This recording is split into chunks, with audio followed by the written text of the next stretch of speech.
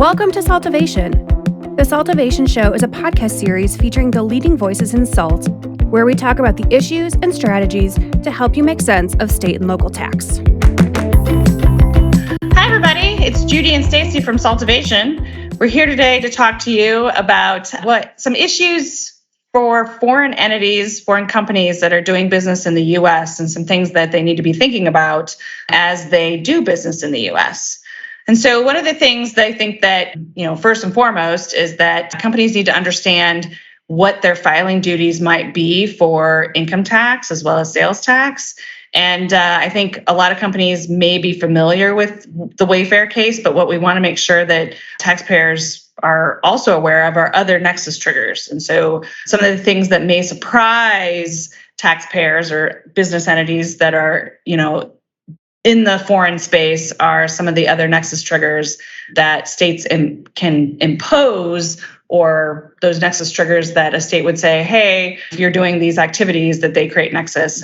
And so we're here to kind of talk about some of those and make sure that we're educating some of our foreign clients as to what they need to be aware of. Right, because not all the states do not have to follow the U.S. treaties. They get to choose or not choose because they have their own sovereignty, which is why they have a lot of crazy taxes because the federal government doesn't subsidize them enough. So they need more money and they find it through different mechanisms, the income taxes, the sales taxes, property taxes and payroll taxes, and then sometimes some excise taxes, depending on the type of business you're in. And so what I think we find is a lot of people know about Wayfair today, but we don't know about the other filings that could be due for an entity selling to American customers and collecting sales tax. So if you register for a sales tax license, you are potentially subjecting yourself to an income tax filing obligation if there is no treaty between the federal government and that particular country for which you are from. So there is some importance around setting up your entity structure, because we have a taxing system in our federal government that taxes worldwide income. So if you don't slice and dice sort of your foreign operations from your U.S. operations, even if you're merely selling into our country, there could be some problems for you in regards to what entity gets taxed in whole in the U.S., even though it's also taxed in a foreign country. So we think that a lot of people just don't realize that. And so they just run out and get sales tax licenses or payroll registrations and pay the payroll on behalf of the entities, and then it trips other filing obligations. So it's very important when you're going to sell to American customers or hire people in America or send people to America that you figure out what tax laws could apply to you based on how you do business and where. And that will be the impact you could have in a great way on multiple layers of taxing. So it's not just a one and done sales tax. It's a lot of taxes apply to businesses, and treaties do not apply to every state. Right. And so the treaties themselves, they don't apply to sales tax either. So just as a reminder, right, that these treaties are income tax only. Yep. And it's maybe not quite half, maybe a little over half of the states actually do not follow treaties, which might be a surprise. And so what that also means is that there's, besides having to file a state income tax return, you may not have to file a federal income tax return, or it would be only an informational return for the IRS.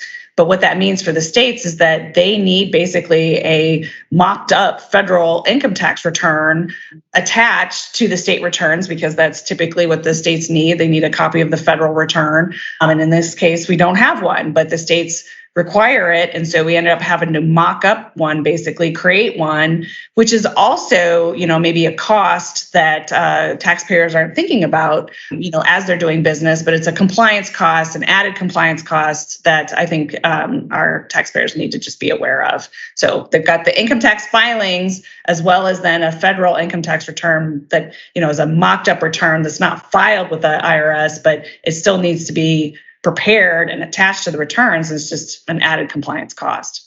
And then finally, in addition to sales taxes and income taxes, we have property taxes, payroll taxes, but we also have non-income state-based taxes that do not have treaty protection. So Washington has a business and occupation tax, Nevada has a commerce tax, Texas has a margin tax. So all these different types of taxes are not typically treaty protected. So they are taxes often on the receipts of the business earned in that state, and it's simply a rate times an amount calculation, but those would not have treaty protection. So I think there's a lot of traps for the foreign companies doing business in America, thinking they fixed one thing without looking at the whole problem holistically and looking at our state. And, sort of I've come to akin, as much as America, we all speak English, allegedly, but all our laws are written in English. So it is a little bit easier to sort of read the laws since Kansas writes it in the same language as New Mexico, as opposed to Europe, where you have a multitude of languages and laws written in different languages.